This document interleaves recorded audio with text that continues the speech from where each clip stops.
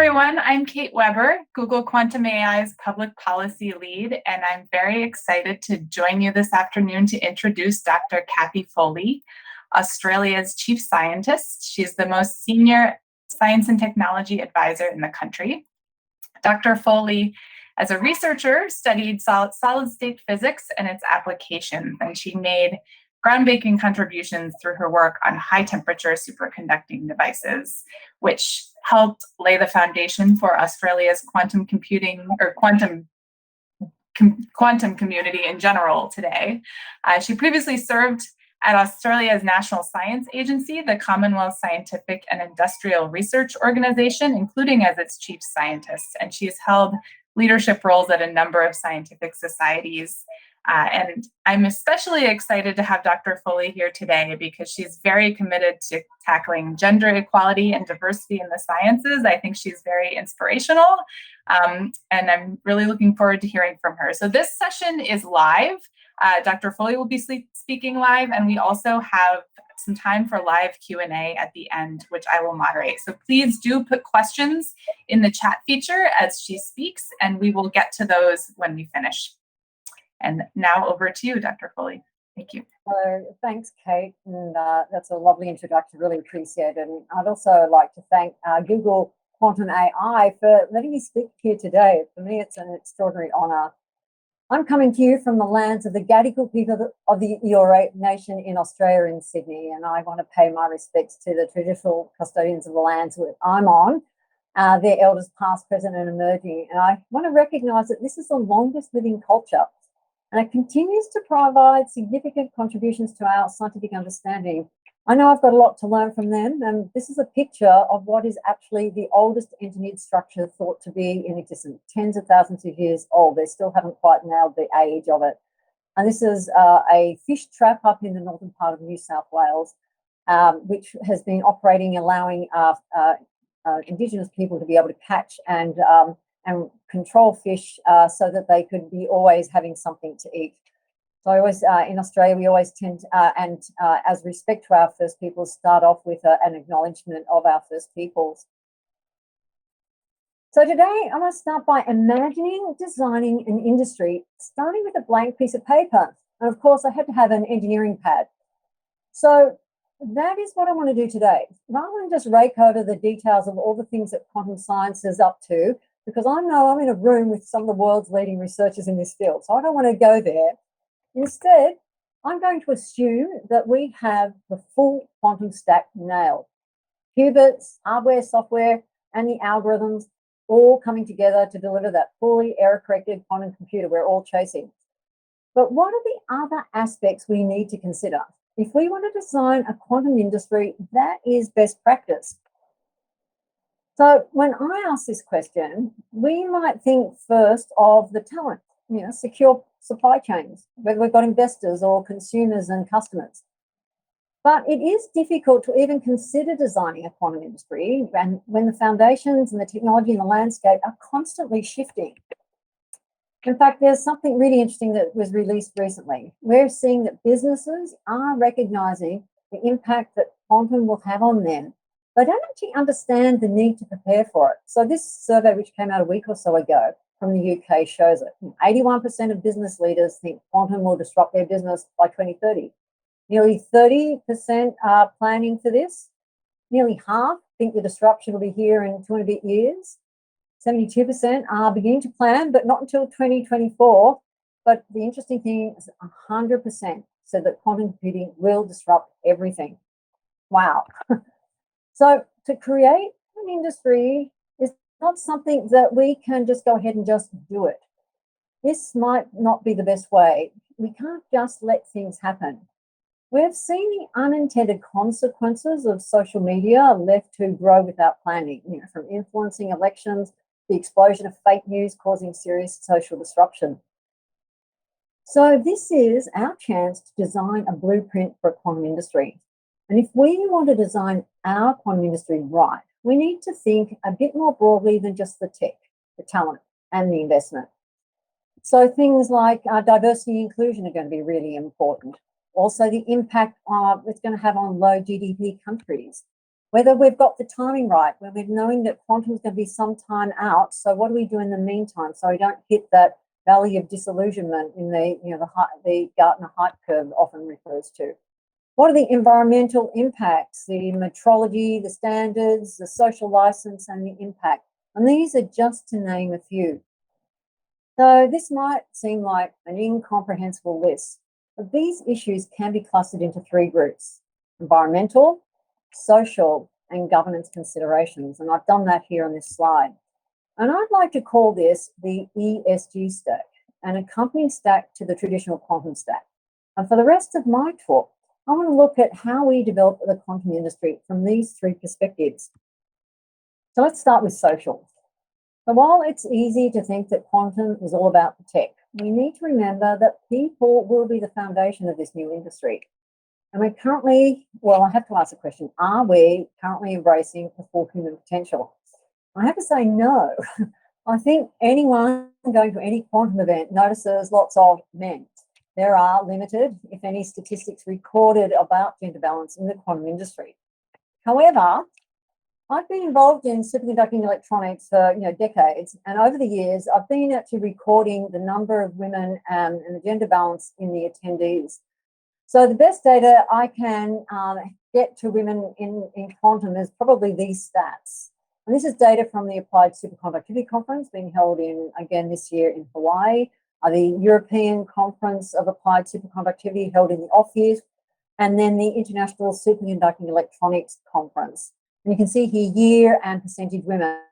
Those numbers are pretty low, not good. And you have to note that the ASC and UCAS, they're general superconductivity conferences, and they have large scale and materials as well as electronics. While ISEC is electronics only, and you can see there it's sort of funneling just over 4% and flat. And if we have a look at the overall improvements in gender over time, you can see there's been a bit of an improvement. But if we go at this rate, we'll only get to 30% of women by 2070. I think we need to do better than that. So look, there's a lot happening, but and I won't go into the details here, but there is, for example, the Women in Quantum Global Community that was started by Denise Raffner, and they've had an annual summit for about 6 years. But clearly, there is still plenty to be done to improve the inclusion of diverse groups in quantum.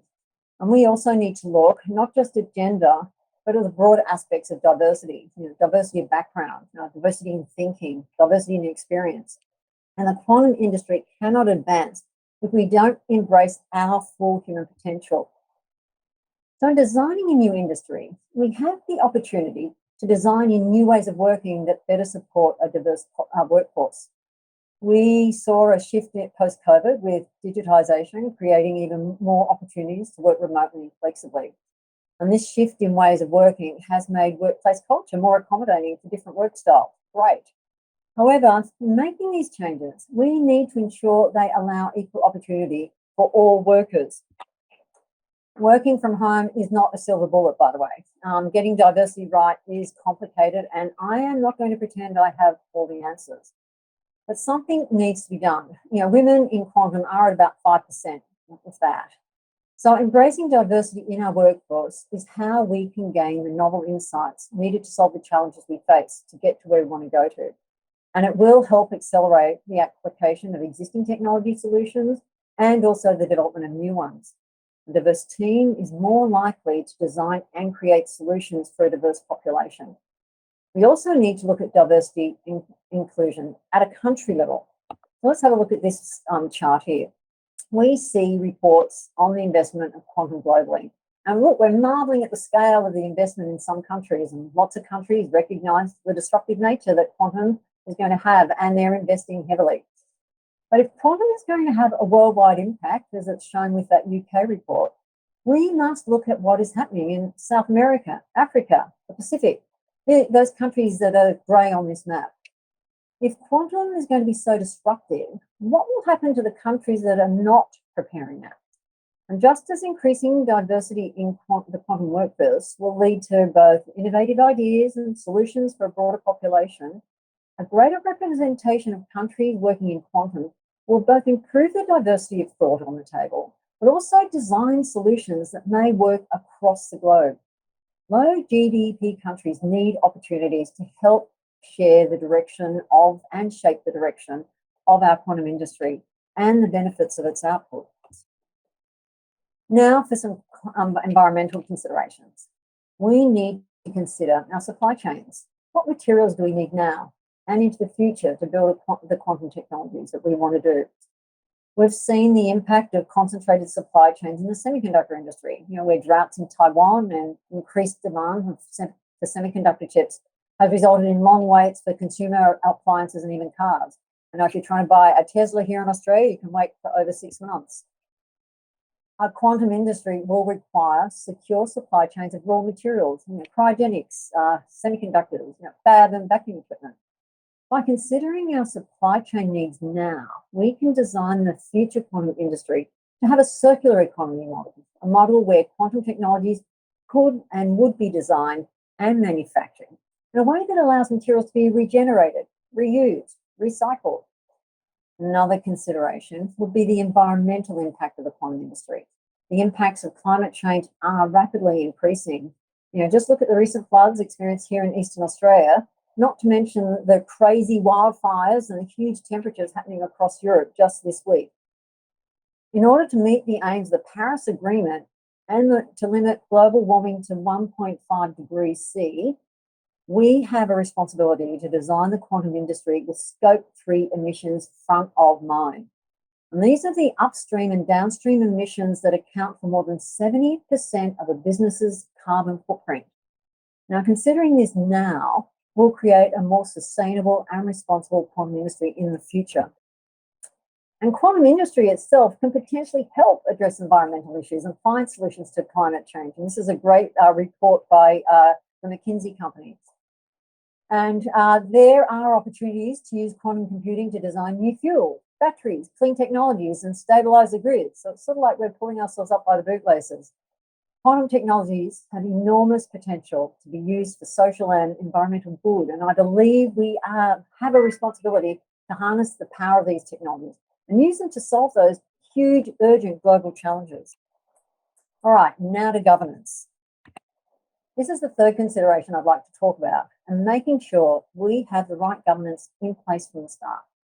Individual businesses and the quantum industry more broadly have a responsibility to be transparent in their operation.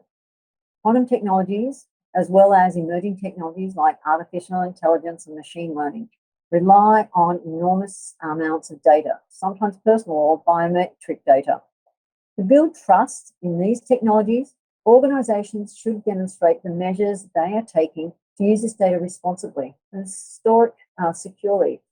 Standards and interoperability are another important consideration, and we need to make sure that we have internationally consistent standards in place to ensure that quantum materials, products, processes, and services are fit for their intended process. That quantum technologies are interoperable and can be measured and evaluated consistently is absolutely important. So the need for standards will only continue to grow as quantum technologies develop and mature. Ethics is another area that is under the microscope. The quantum industry needs to operate ethically, promoting responsible innovation and equitable access to technologies, which I've mentioned a bit already. This was actually picked up in a recent report that came out last week from the UK that identified that responsible and ethical innovation should be part of the quantum commercialization programs. The report highlighted examples where practical opportunities were missed to operationalize the ethics in new technologies as they were emerging. And this allowed for significant issues to materials, such as racist facial recognition algorithms or discriminatory CV screening tools are good examples. We have an opportunity to nip this in the bud and design the quantum industry that is responsible, accountable, and transparent. With all these considerations in mind, and as Australia's Chief Scientist, I am thinking about where Australia is now and how can we get our ideal quantum future together. And Australia has some comparative advantages in quantum technologies with many years of research, actually probably decades of research in this area. Australian research universities have had a research focus in the area like quantum optics and condensed matter physics since about 2000. And CSIRO, where I used to work during the 1970s, 80s, and since has had a great involvement in superconducting electronics. And all this has paved the way for Australia's major contribution to quantum technology research. So over many years, each of Australia's states and territories have developed specialised focus areas that cover many parts of the quantum supply chain, from computing, simulation, error correction, to materials, sensing and software. The question is, how do we bring our research strengths, experience and talent together to create a globally competitive quantum industry in Australia? So that's my task. And with quantum being an important focus in my own research background, as Kate mentioned, I'm really pleased that I was asked to and tasked to be to guide this work to support the Australian government. So I'm working with the Department of Industry, Science and Resources to develop a national quantum strategy. And this strategy aims to build our existing quantum foundations and to grow a coordinated and sustainable and thriving quantum industry in Australia. And I don't want to waste this opportunity. So to do this, we need to get the ESG settings right from the start. And Australia is a relatively small player in the growing global technology industry. And therefore, we understand the importance and benefit of collaborating with other countries. And we want to bring others along on the journey with us. And we're doing this already. I hosted a series of roundtables with startups, quantum companies, multinationals, investors, and enablers to understand where they see Australia's quantum industry barriers and the opportunities. We also released an issues paper to gather views on how we can create and support a sustainable, thriving quantum ecosystem. We received 38 submissions from a mix of public and private organisations, and this feedback is going to be absolutely critical for shaping the quantum future, which I'm helping to design by informing our national quantum strategy. Now, I have to say this strategy is going to be a living document. It's not going to be something that's just set and forget. We're going to be continuously working on it after it's released. And it will consider what we do now, what we do soon, and later to secure that future in quantum for Australia. So while this is all very exciting, there's still a lot of work to do. And we can't just build the tech and stay siloed within our little quantum communities. We need to build the demand, communicate the science, demonstrate the value, the productivity gains, and the incredible opportunities that quantum technologies will offer our societies. So I'm glad that we're having this conversation now, and I'm starting to, and hope that this is starting to get us to all to think about our quantum future in a broader way, as we will have the quantum industry we want to be proud of that makes a positive difference. So look, I'm looking forward to the discussion and answering questions as they come in. So over to you, Kate.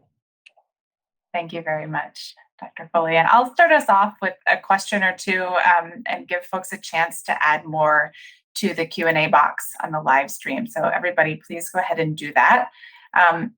Thank you again for that talk, Kathy, and I really appreciate you raising some of these issues that I think we don't discuss enough as an industry or even in a policy context. The audience you have here, I think, is primarily researchers, both from industry, large companies, startups, academia, including some researchers who are newer to the quantum field. So I guess I wonder what you see as the roles for those kinds of individuals, individual researchers in this future that you're describing. How can people get involved, incorporate this into their work?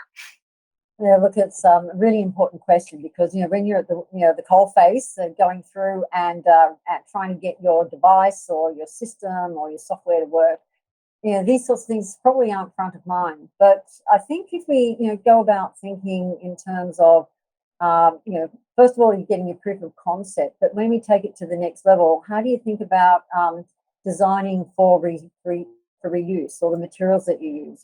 Where you source your materials from. Just even from a personal, integrity perspective. So that's I guess one of the first things is sort of looking at your own day to day. What are the contributions I can make at that level?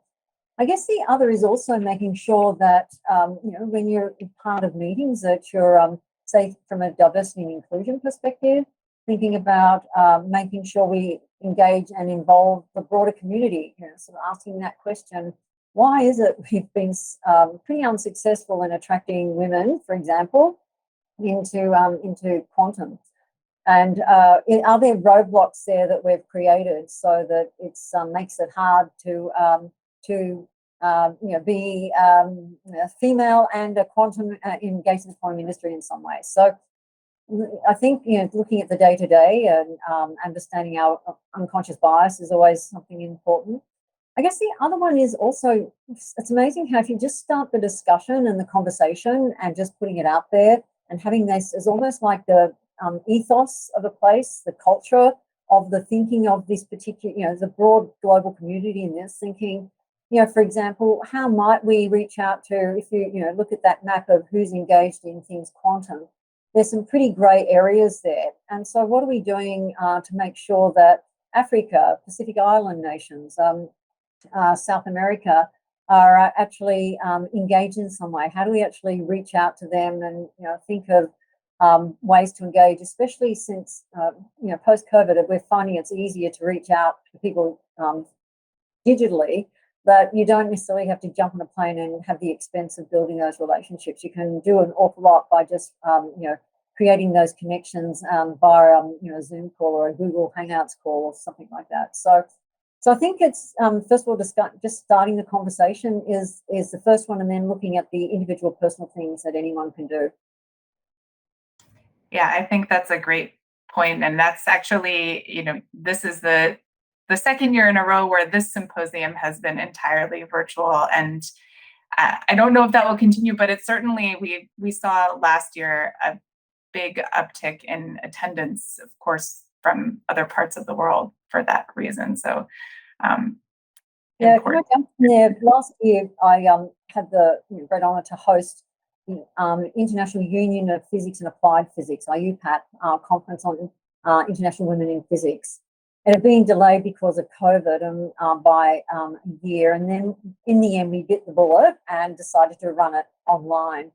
And it was extraordinary to see we had women from 80 different countries, including Cuba, Rwanda, Yemen, Pakistan, where they'd say we've got to finish by 1 o'clock because the power's going to go off, through to women from Yemen saying, well, there's lots of women in physics because all the men have been killed in the civil war. And the thing that was incredible was how willing and ready people in which we often think as low GDP countries and possibly not that tech savvy, were absolutely engaged and used things like we used Hoover and also GatherTown to be able to do the socials.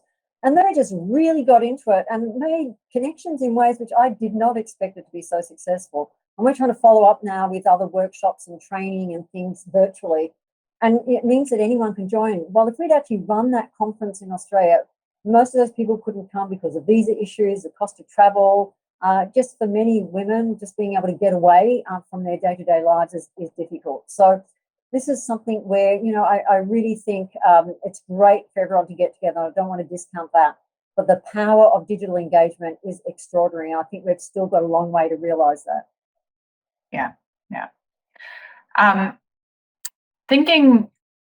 Switching gears to look sort of globally and nationally.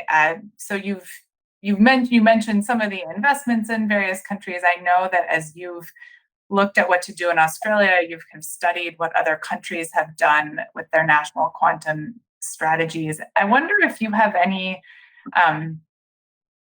learnings from that, if there are certain elements of the global dialogue that you think it would be helpful to shift or perhaps reframe, if you think that there are ways that we're kind of getting in our own way. I ask this coming from the public policy perspective myself too. Yeah, so that's an important question. Of course, one of the things I said was I don't want to have an Australian strategy that looks like we got another country like Canada and squashed out, Canada and put Australia instead, so that it's almost like a cookie cutter approach.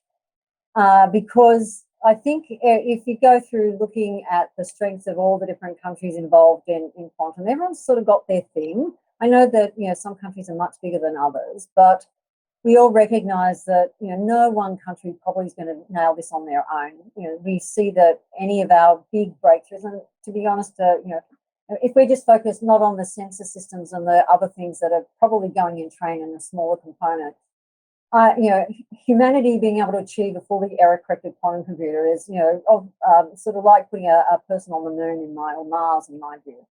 And so that means you need to have that, global network. And if you look at, for example, last week, those James Webb photos of the new telescope in space, which just opens up that whole new way of looking at the world or the universe, is just mind-boggling. But what you can achieve by actually working together and collaborating, and I think that particularly for something where there's an awful lot of unknowns, and we've still got a lot of way to go to really nail the tech here. And I think we have to make sure that we are, when we're going down to the fundamental science and really looking at how do we solve those critical science questions, that's when sharing is really important. And then I guess the next thing is, when do things become corporate and you turn to a point where they have to become commercially in confidence or there's security requirements? How we transition to that and having a general understanding is important. I think the other one is too making sure that we get dual use and export controls managed in a way where we're not putting things too tightly too early so that we prevent the ability to share. But getting that balance, they often say protect and promote right. These are things which I haven't seen a lot of in different countries' strategies of thinking of that bigger picture. Sort of thought about what are the steps like the talent, how do we make sure we've got the applications, how do we make sure that we've got sort of the investment and we've got the sort of things right from a business perspective. What I haven't seen a lot of is how does quantum fit into things like the impact on semiconductors. There's an awful lot of semiconductors that are going to be in chips that are going to be in part of any quantum system.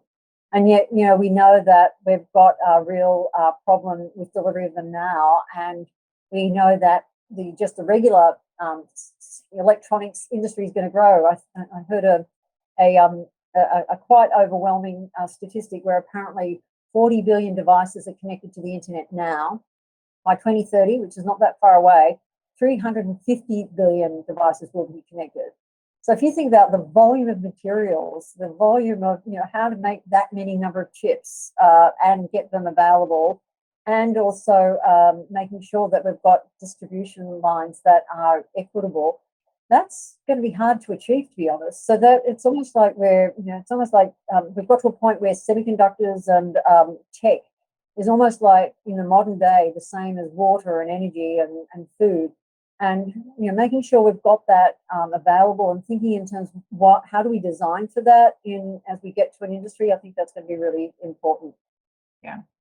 So I know we're almost out of time. We do have a couple of audience questions, and I'll read the first one to you, Dr. Foley, and then we probably will need to close. But this is from Osama Rais, and the question is: Dr. Foley raises the issue of getting low GDP countries involved in the quantum revolution. My question is: one, how can those countries be motivated to invest in quantum technology when there are more pressing issues? And two, what kinds of tangible benefits can they get by being involved? So look, I think it's very similar to having those countries involved in some of the big science experiments too. So and you've also got to remember that quite often their science sectors are very small. So thinking about them investing is probably something that's unrealistic. But being able to collaborate from a scientific perspective, making sure that we're able to share, even just educationally, that they're aware of. For example, post-quantum era, what will that look like from a, say, cybersecurity perspective? I think there's a lot to be done, first of all, by the communications, education, and potentially sort of looking at programs that might be able to see sort of growing from a small level, knowing they're never going to be a major part of it, but making sure that they're aware and that they understand, so that science is really important in every society, and science is really important to government policy development. So you need to make sure, we, I think, have a responsibility that countries that aren't investing in quantum at least have a capability and understanding so that they can inform government as to what decisions they need to make. If we were able to achieve that alone, I think that would be a very great outcome. Thank you. I think we've reached the end of our program for today, but I want to thank you very much, Dr. Foley, for joining us. I thought that was a really interesting conversation, and sorry to the one person whose question we didn't get to, but please, would love to continue this conversation with the community. We're going to close for today, but we'll see everybody who's able to join again tomorrow for the second day of QSS starting at 10 a.m. Pacific. And thank you again, Dr. Foley, for joining for this closing keynote. It's my pleasure. Thanks for the invitation, Kate. And thanks everyone for listening.